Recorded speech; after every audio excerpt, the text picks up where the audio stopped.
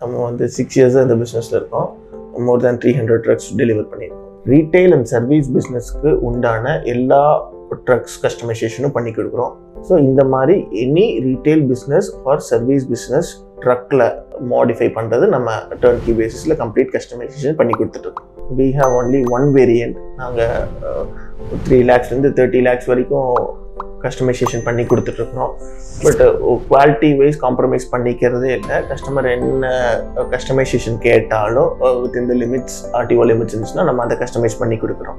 So turnkey பேசிஸில் வந்து end to end பண்ணுறதுனால வந்து we stand apart.